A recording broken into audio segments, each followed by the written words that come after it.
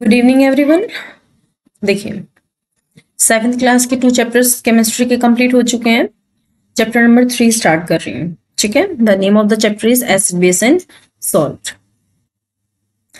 देखिए, last videos में हमने देखा था कि किस तरीके से आप अपने सब्सटेंसेस को फिजिकल प्रॉपर्टीज पे और केमिकल प्रॉपर्टीज के बेसिस पे या केमिकल कंपोजिशन के बेसिस पे आप उसको क्लासिफाई कर सकते हो। जब हमने फिजिकल प्रॉपर्टीज के बेसिस पे देखा था तो सॉलिड लिक्विड गैस के बारे में बात करी थी, और जब आप केमिकल कंपोजिशन के हिसाब से देखते हो तो आप एलिमेंट, कंपाउंड एंड मिक्सचर के बारे में बात करोगे। ठीक है, इस चैप्टर में हम एक और इम्पॉर्टेंट कैटेगराइजेशन देखेंगे एलिमेंट्स का, that is your acid base and salt. ठीक है, देखिए, जैसे आपने कभी ऑरेंज टेस्ट किया हो, लेमन टेस्ट किया हो, ग्रेप्स टेस्ट किया हो, ठीक है, या फिर अदर आपके फूड मटेरियल जैसे आपका टैमरिंड है, ठीक है, इन सब में एक चीज कॉमन देखने को मिलती है, दैट इज योर टेस्ट, इनका खट्टा टेस्ट। ठीक है, जो टर्म एसिड है जो आपके लैटिन लैंग्वेज के एसिडस से लिया गया है, उसकी वजह से इन सब्सटेंस का जो टेस्ट है वो सार होता है। ठीक है, the substance which possess bitter taste like bitter gourd is known and slippery are known as bases। ऐसे सब्सटेंसेस जो टेस्ट में खट्टे होते हैं उनको आप बोल रहे हो एसिड्स, और ऐसे सब्सटेंसेस जो टेस्ट में बिटर गॉर्ड की तरह रहते हैं आपकी और स्लिपरी टेस्ट होता है सोप लाइक, उनको हम बोलते हैं बेसिस। ठीक है, classification of acid base and उनके सोर्सेस के बेसिस पे हम उन्हें किस तरीके से क्लासिफाई कर सकते हैं। 2 टाइप के होते हैं, organic acid, mineral acid. Organic acid कौन से होते हैं? ऐसे एसिड्स जो हमें या तो प्लांट से मिल रहे हैं या एनिमल से मिल रहे हैं, इस टाइप के जो एसिड होते हैं उनको हम बोलते हैं ऑर्गेनिक एसिड। ठीक है, क्योंकि उनका जो सोर्स है, प्राइमरी सोर्स है, वो कहाँ से मिलते हैं? वो है आपके लिविंग सिस्टम्स से।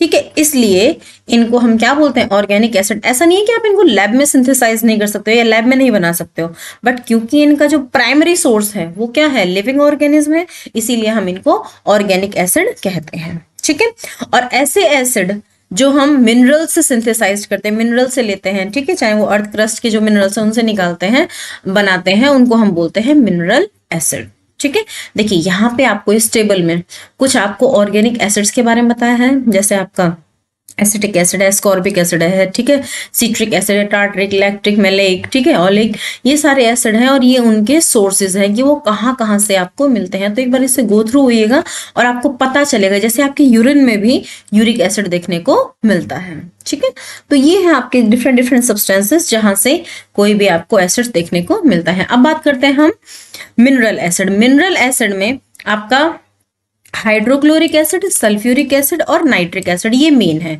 इनके कॉमन नेम्स क्या है बेटा?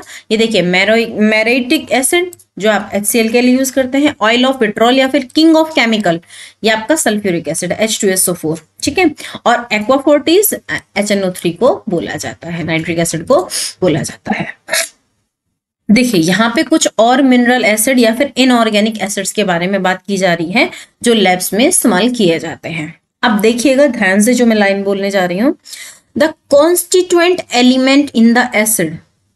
ठीक है, किन किन से एसिड वो मिलके बना हुआ है, इसके बेसिस पे, मीन्स उसमें कौन कौन से एटम्स प्रेजेंट है, उसके बेसिस पे जो एसिड रहते हैं वो आपके हाइड्रा एसिड या ऑक्सी एसिड में क्लासिफाई किए जाते हैं। ठीक है, हाइड्रा एसिड क्या होते हैं?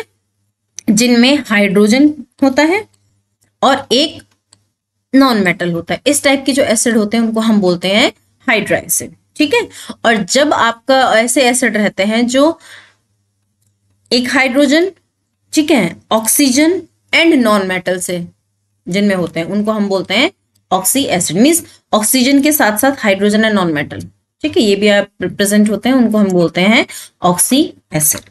अब एक्चुअल में ये तो हमने देखा कि इतने टाइप के एसिड होते हैं, ये एसिड होता है, वो एसिड होता है, लेकिन एक्चुअल में जब आप डेफिनेशन की बात करोगे तो एक्चुअल में एसिड की और बेस की डेफिनेशन होती क्या है? ठीक है, देखिए, एसिड कोई भी आपका ऐसा सब्सटेंस रहता है जो आप वाटर में डिसॉल्व करो, आयोनाइजेशन के बाद वो हाइड्रोजन आयन प्रोड्यूस करता है, और ये सिर्फ अकेला उसमें पॉजिटिव चार्ज होगा, इसके अलावा और कोई पॉजिटिव चार्ज नहीं होगा। तो इस टाइप का जो एसिड सब्सटेंस होते हैं उनको हम बोलते हैं एसिड्स। बेस क्या होते हैं? बेस की डेफिनेशन की अगर आप बात करें तो ऐसे सब्सटेंसेस होते हैं जो वाटर में डिसॉल्व होने के बाद हाइड्रोक्सिल आयन देते हैं, या ये और सिर्फ ये अकेला ऐसा नेगेटिवली चार्ज्ड आयन होता है। ठीक है, तो इस टाइप का जो सब्सटेंस रहते हैं उनको हम बोलते हैं बेस। ठीक है, the splitting up of various substances into ion when dissolved in water is called ionisation. जब आपके किसी भी सब्सटेंस को वाटर में डिसॉल्व किया जाए तो वो अपने आयंस में ब्रेक हो जाता है, इस प्रोसेस को कहते हैं आयोनाइजेशन। ठीक है, various acid and bases differ with respect to extent of ionisation and hence they are classified on the basis of ionisation. अगर किसी भी सब्सटेंस को वाटर में डिसॉल्व किया जाए, ऐसा नहीं है कि वो कुछ सब्सटेंस ऐसे होंगे जो कंप्लीटली आयोनाइज हो जाएंगे, कुछ ऐसे होंगे जो पार्शियली आयोनाइज होंगे, कुछ होंगे हाँ ठीक ठीक मॉडरेटली आयोनाइज हो जाएंगे। तो इसके बेसिस पे आपके जो एसिड एंड बेसिस हैं उनको फर्दर क्लासिफाई किया जाए, मीन्स बेसिस ऑफ आयोनाइजेशन पे किस तरीके से उनको क्लासिफाई किया गया है। फर्स्ट आ रहा है strong acid and strong base. इस टाइप के सब्सटेंसेस एसिड और बेस जो आपके कंप्लीट आयोनाइजेशन होता है जिनमें, मींस वो कंप्लीटली आयोनाइज हो जाते हैं, कब? जब उनको वाटर में डिसॉल्व किया जाता है। तो इस टाइप के जो सब्सटेंसेस होते हैं वो आपके strong acid and strong base कहलाते हैं। ठीक है, एक चीज और याद रखिएगा, जब आपका कंप्लीट आयोनाइजेशन होता है तो hydrogen ion and hydroxyl ion की जो परसेंटेज है वो बहुत ज्यादा होती है। ठीक है, वो कंप्लीटली जितने आपके एटम्स हैं वो सारे के मॉलिक्यूल्स हैं वो सारे के सारे हाइड्रोजन आयन देते हैं। अब बात करते हैं weak acid and weak base. जो ऐसे सब्सटेंसेस या ऐसे एसिड और बेस जो पार्शियली आयोनाइज होते हैं, ठीक है, और बहुत कम कंसंट्रेशन देते हैं hydrogen ion and hydroxyl ion की, इस टाइप के जो एसिड और बेस होते हैं उनको हम बोलते हैं weak acid and weak base. Clear? यहाँ पे देखिए आपका एसिटिक एसिड है, ठीक है, फॉस्फेटिक एसिड है, ठीक है, चाहे आप देखिए कैल्शियम हाइड्रोक्साइड की बात करो, एल्यूमिनियम हाइड्रोक्साइड की बात करो, ये आपके क्या है? कंप्लीट एसिड, और ये होते हैं आपके complete base, weak acid and weak base. वहीं स्ट्रॉन्ग एसिड की बात करें तो हाइड्रोक्लोरिक एसिड स्ट्रॉन्ग एसिड, ठीक है, सोडियम हाइड्रोक्साइड स्ट्रॉन्ग बेस। ठीक है, अब देखिए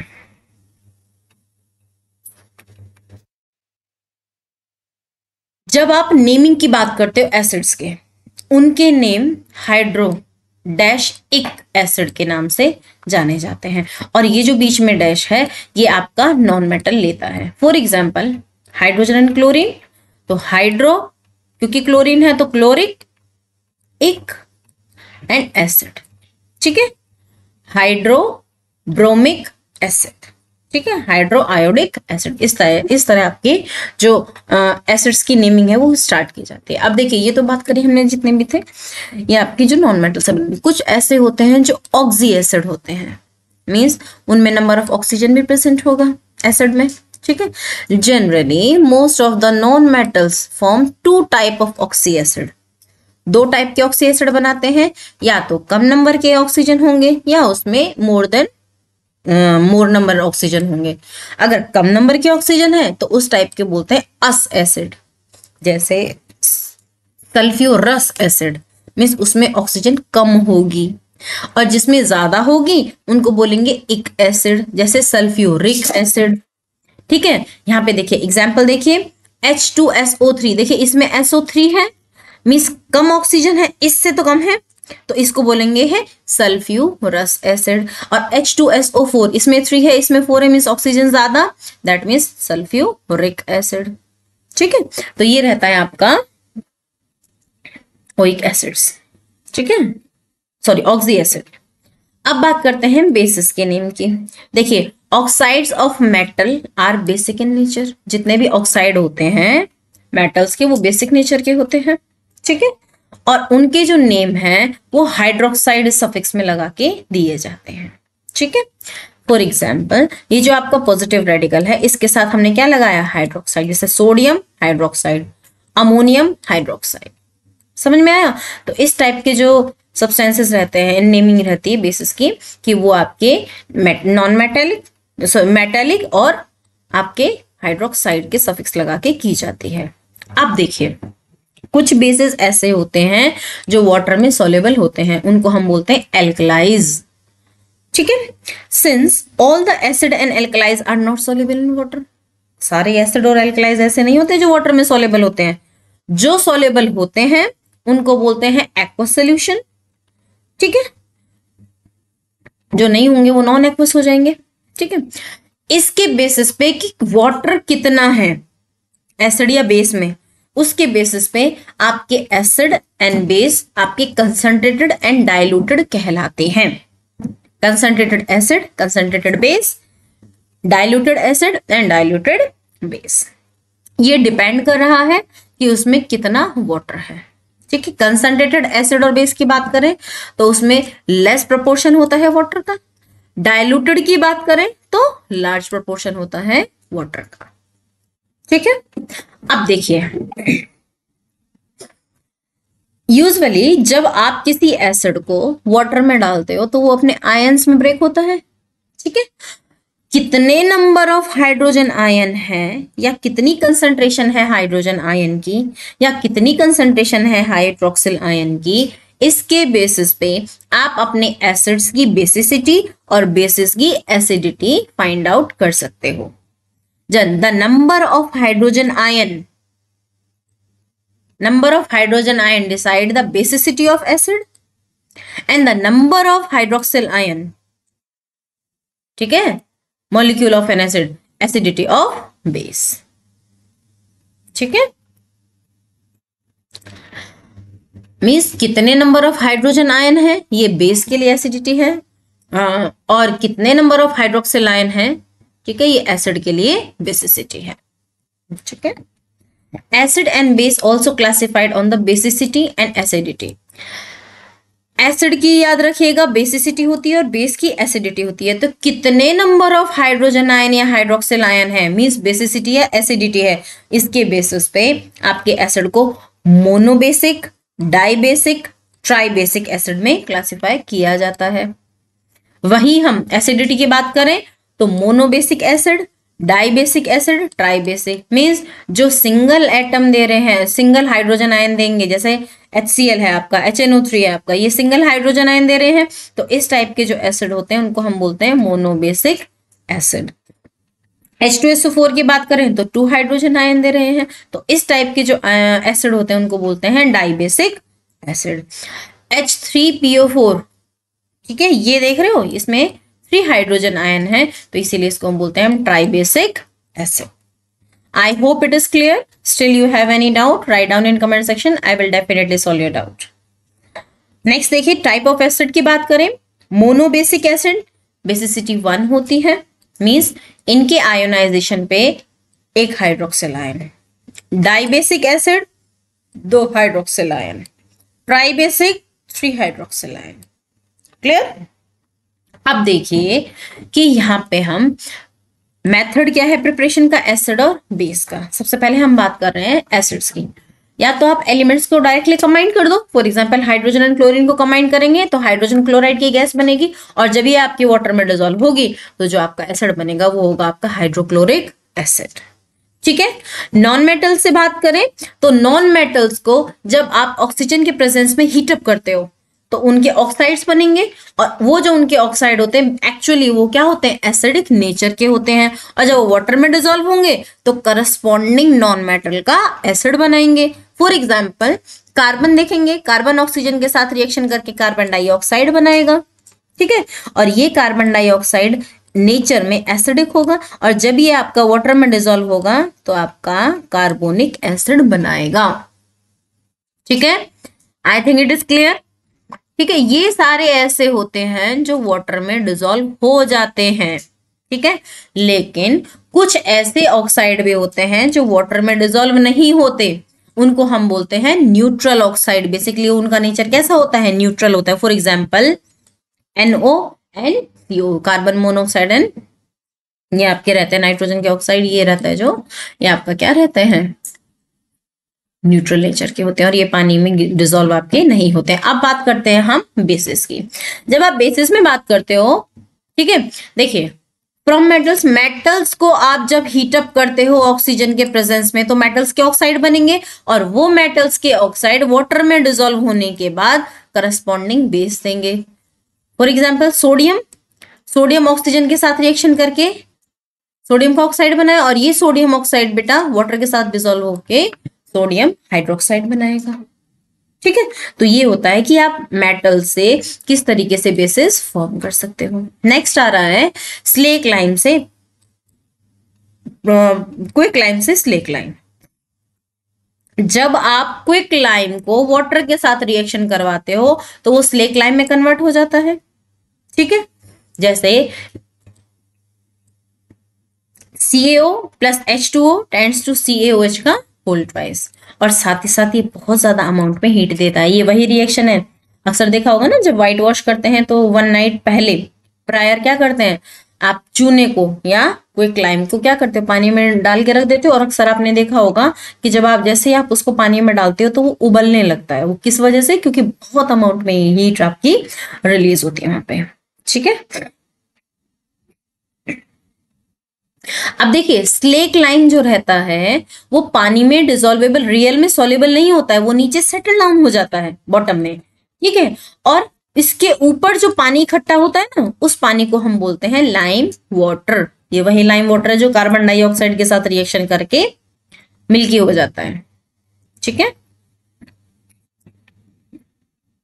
आगे देखिए physical properties of acid and base. Colour, usually आपके एसिड जो रहते हैं वो कलरलेस लिक्विड होते हैं, लेकिन जो सल्फ्यूरिक एसिड रहता है वो आपका येलो हो जाता है। किस वजह से, कुछ इंप्योरिटीज की वजह से। और वहीं आपके जो ऑर्गेनिक एसिड होते हैं ये व्हाइट कलर के सॉलिड लिए रहते हैं। वहीं बेसिस की बात करें ये भी कलरलेस होते हैं। ठीक है, लेकिन आपके आयरन का और कॉपर के जो हाइड्रोक्साइड होते हैं वो कलरफुल होते हैं। ठीक है, टेस्ट में बात करें acids are sour but bases are bitter. Touch की बात करें एसिड में आपको कोई टच देखने को नहीं मिलता, लेकिन बेसिस जो रहते हैं वो स्लिपरी सोप के जैसे रहते हैं। वाटर में ये सॉल्युबल होते हैं, some bases are soluble in water, कुछ बेसिस होते हैं। ठीक है, देखिए अब हम एसिड की और बेस की केमिकल प्रॉपर्टीज के बारे में बात करेंगे। सबसे पहले बात कर रहे हैं हम एसिड्स की। देखिए एसिड्स मेटल के साथ रिएक्शन करके हाइड्रोजन गैस देते हैं। ठीक है, ये क्या करते हैं, इस एसिड के हाइड्रोजन को जिंक क्या कर देता है, जिंक रिप्लेस कर देता है। ठीक है, तो ये क्या देंगे, हाइड्रोजन गैस। तो यूजुअली आप नॉर्मल स्टेटमेंट क्या बोलेंगे कि मेटल्स एसिड्स के साथ रिएक्शन करके हाइड्रोजन गैस इवॉल्व करते हैं।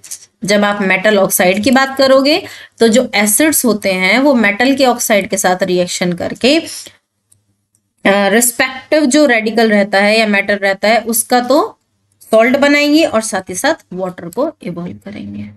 ठीक है, मेटल के कार्बोनेट्स की बात करें तो वाटर के साथ साथ आपका कार्बन डाइऑक्साइड गैस रिलीज होती है।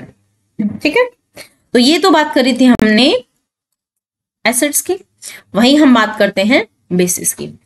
हीट की एक्शन देखें तो देखो यूजुअली आपके जो मेटल्स रहते हैं वो मेटल्स कह रही हूं, बेसिस रहते हैं, उनको आप स्ट्रांगली हीट अप करते हो तो वो मेल्ट हो जाएंगे, उनमें डिकम्पोजिशन नहीं होगी।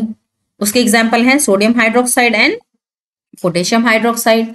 कुछ मेटल हाइड्रोक्साइड ऐसे होते हैं जिनको आप स्ट्रॉन्ग हीट अप करते हो तो उनमें डिकम्पोजिशन रिएक्शन होती है। फॉर एग्जांपल कैल्शियम हाइड्रोक्साइड, ये कैल्शियम के ऑक्साइड एंड वाटर में ब्रेक हो जाता है। कुछ ऐसे रहते हैं जिनको आप बहुत स्लाइटली गर्म करते हो, जैसे एल्यूमिनियम हाइड्रोक्साइड है, वो एकदम से डिकम्पोज हो जाता है, अमोनिया और वाटर बना लेता है। ठीक है, तो ये थे आपके कुछ केमिकल प्रॉपर्टीज बेसिस के। अब दोनों में कंपैरेटिव स्टडी कर रहे हैं। देखिए corrosive action of skin on skin. जब आपने देखा होगा अगर गलती से भी सल्फ्यूरिक एसिड या इस टाइप का कोई भी एसिड जो स्ट्रॉन्ग है वो अगर गिर जाता है तो पेनफुल ब्लिस्टर वहां पे छोड़ देता है। ठीक है, एक्चुअल में होता क्या है, जो सल्फ्यूरिक एसिड है वो स्किन के टिश्यू से पूरा का पूरा जो मॉइस्चर है उसको एब्जॉर्ब कर लेगा। ठीक है, जिसकी वजह से ब्लिस्टर आ जाएंगे। है। HNO3 जो नाइट्रिक एसिड है वो स्किन के प्रोटीन के साथ रिएक्शन करेगा और एक पल्प लाइक मास बनाएगा, ठीक है। और यूजुअली आपके जो कास्टिक सोडा और कास्टिक पोटाश हैं वो क्या करेंगे, कास्टिसाइजिंग एक्शन देंगे स्किन पे, ठीक है। अब बात करते हैं आपके एसिड एंड बेसिस आपस में किस तरह रिएक्शन करते हैं। यूजुअली आपके एसिड एंड बेस आपस में रिएक्शन करके सॉल्ट एंड वाटर फॉर्म करते हैं। इस रिएक्शन को हम न्यूट्रलाइजेशन रिएक्शन कहते हैं, ठीक है। अब देखिए न्यूट्रलाइजेशन रिएक्शन होती क्या, अभी तो मैंने आपको ऊपर क्या बताया कि आपके एसिड बेसिस के साथ रिएक्शन करके सॉल्ट एंड वाटर फॉर्म करते हैं। इस प्रोसेस को हम बोलते हैं न्यूट्रलाइजेशन रिएक्शन, ठीक है। अब ये जो न्यूट्रलाइजेशन रिएक्शन है ये भी देखो, एसिड को मैंने वाटर में डिसॉल्व किया तो उसने हाइड्रोजन आयन दिए, बेस को मैंने वाटर में डिसॉल्व किया उसने हाइड्रोक्सिल आयन दिए, ठीक है। जब ये complete hydrogen ion complete hydroxide ion को क्या करेंगे, न्यूट्रलाइज कर देंगे, तो इस टाइप की जो रिएक्शन होती है हम उसको बोलते हैं कंप्लीट न्यूट्रलाइजेशन, ठीक है। इंडिकेटर्स क्या होते हैं, इंडिकेटर्स ऐसे सब्सटेंस होते हैं, ठीक है। इंडिकेटर्स ऐसे सब्सटेंस होते हैं कि मान लीजिए हमने कोई एसिड है उसमें हमने इंडिकेटर मिला दिया, अब हम धीरे धीरे उसमें बेस मिला रहे हैं, ठीक है। अब जैसे जैसे उसमें बेस मिलाते जाएंगे तो ये इंडिकेटर के कलर में क्या होगा, चेंज होता चला जाएगा और धीरे धीरे चेंज होकर एक टाइम ऐसा आएगा पर्टिकुलर ये पूरी तरीके से चेंज हो जाएगा। मींस वो पॉइंट ऐसा पॉइंट होगा जिसपे ये बताएगा कि इसमें जो एसिड है वो कंप्लीट का कंप्लीट न्यूट्रलाइज हो गया है। तो इस टाइप की जो रिएक्शन, इस टाइप का जो पॉइंट आएगा जिस पॉइंट पे हम देखते हैं कि जो कंप्लीट का कंप्लीट क्या हुआ, एसिड न्यूट्रलाइज हो गया है, उस पॉइंट को हम बोलते हैं न्यूट्रलाइजेशन पॉइंट, क्लियर। और जो ऐसा रिप्रेजेंट करने में हेल्प कर रहे हैं, इंडिकेट कर रहे हैं कि हाँ न्यूट्रलाइजेशन कंप्लीट हो गया है या नहीं हुआ है, तो इस टाइप के सब्सटेंसेस को हम बोलते हैं indicators. I hope it is clear, ठीक है। जैसे यहाँ पे आपको कुछ इंडिकेटर्स के नाम बताए हुए हैं, जैसे लिटमस पेपर का तो आपको पता ही होगा कि जो लिटमस पेपर होता है वो एसिड रेड कर देता है ब्लू को, और बेस जो रहता है वो रेड को ब्लू कर देता है। मैथिल ऑरेंज की अगर हम बात करें तो ये एसिडिक सोल्यूशन में पिंक कलर का हो जाएगा और बेसिक सोल्यूशन में येलो कलर का हो जाएगा। फिनोप्थिलीन की बात करें तो एसिडिक नेचर में ये कलरलेस होगा जबकि बेसिक में ये पिंक हो जाएगा, ठीक है। टर्मरिक की अगर हम बात करें तो ये एसिडिक नेचर में येलो हो जाती है और बेसिक में उसमें आपकी रेड हो जाती है। I hope it is clear. चलिए अब हम बात करते हैं एसिड एंड इंडिकेटर्स पे कैसे रिएक्शन होती है, ये हमने भी बहुत अच्छे तरीके से देख लिया है। अब बात करेंगे हम सॉल्ट्स की। देखिए सॉल्ट क्या होते हैं, ऐसे सब्सटेंसेस होते हैं जो पॉजिटिव और नेगेटिव आयन या फिर रेडिकल से मिलके बने होते हैं, और जब आप उनको वाटर में डालो तो वो कंप्लीटली आयोनाइज हो जाते हैं, ठीक है। तो इस टाइप के जो सब्सटेंस होते हैं उनको हम बोलते हैं सॉल्ट, ठीक है। और बेसिकली ये एसिड और बेस की रिएक्शन से बनते हैं, ठीक।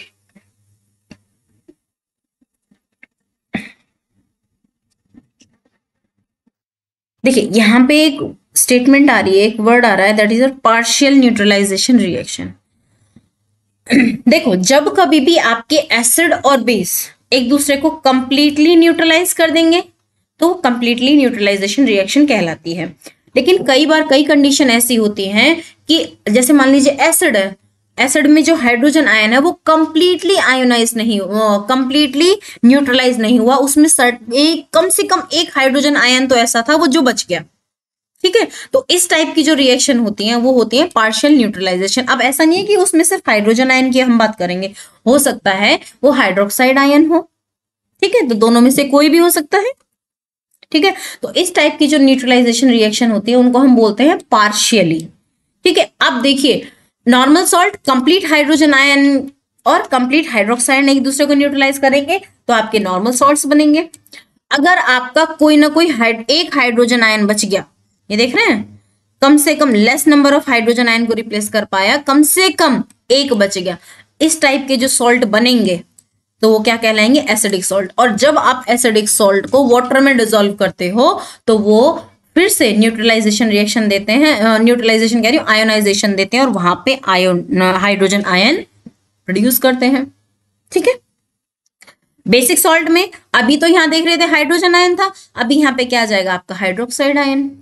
ठीक है, अगर किसी भी सब्सटेंस में जो ये हाइड्रोक्साइड आयन है, ये अगर इसमें कंप्लीटली न्यूट्रलाइज नहीं हुए इस हाइड्रोजन आयन से और वो बच गए, तो इस टाइप का जो सब्सटेंस बनेगा, वो सॉल्ट होगा, वो होगा आपका बेसिक सॉल्ट। ठीक है, और जब आप इसको वाटर में डिसॉल्व करोगे तो ये क्या हो जाएगा, हाइड्रोक्साइड आयन प्रोड्यूस करेगा और वो जो आपका लिक्विड होगा वो बेसिक नेचर का होगा। ठीक है, अब देखिए यहाँ पे एसिडिक सॉल्ट और बेसिक सॉल्ट में डिफरेंस देख रहे हैं कि ये आपका रिप्लेसेबल हाइड्रोजन आयन रखता है, ये आपका हाइड्रोक्साइड आयन रखता है। ठीक है, वाटर में डिसॉल्व करेंगे तो हाइड्रोजन आयन देगा, ये हाइड्रोक्सिल आयन देगा। ठीक है, ये ब्लू लिटमस पेपर को रेड कर देगा क्योंकि एसिड है, और ये रेड लिटमस पेपर को ब्लू कर देगा। ये फेनोप्थलीन में कोई कलर चेंज नहीं देगा, जबकि ये फेनोप्थलीन के कलर को पिंक कर देगा। I hope it is clear. Next is double salt.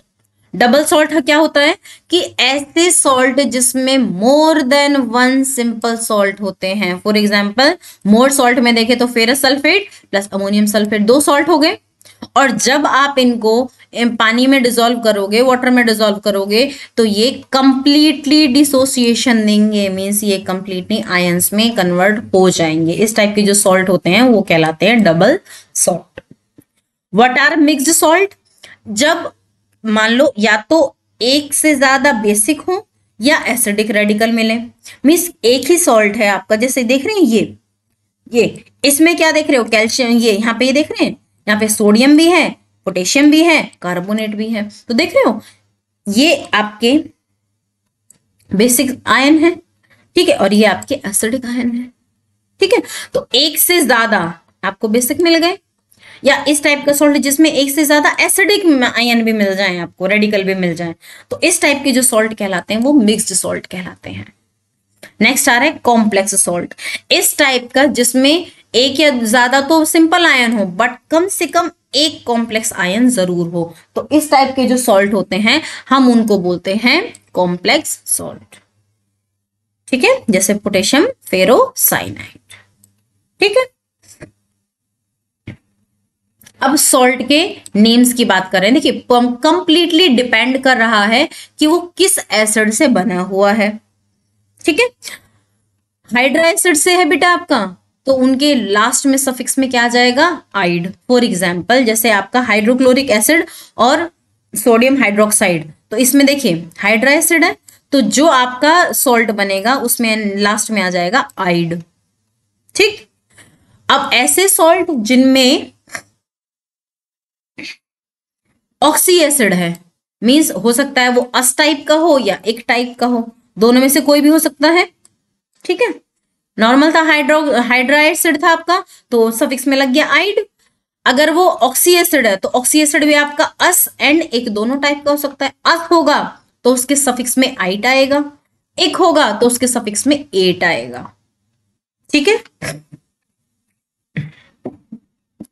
For example sulphurous acid अस था तो आ गया आइट, सल्फ्यूरिक था तो आ गया एट। ठीक है, नाइट्रस एसिड या फिर नाइट्रिक एसिड के नाइट्राइट्स बनते हैं, नाइट्रेट्स बनते हैं, आइट्स एंड एट्स बनते हैं। उसी तरीके से जो कार्बोनेट और बाइकार्बोनेट होते हैं उन, या फिर हाइड्रोजन कार्बोनेट होते हैं, कार्बोनिक एसिड के कार्बोनेट्स होंगे या बाइकार्बोनेट्स होंगे या फिर हाइड्रोजन कार्बोनेट्स बनेंगे। ठीक है, देखिए जब कभी भी इस टाइप के जो रहते हैं सॉल्ट रहते हैं, उनमें जो पॉजिटिव पार्ट होता है वो बेसिक रेडिकल होता है, नेगेटिव पार्ट जो रहता है वो एसिडिक रेडिकल रहता है। ठीक है, I hope this is clear.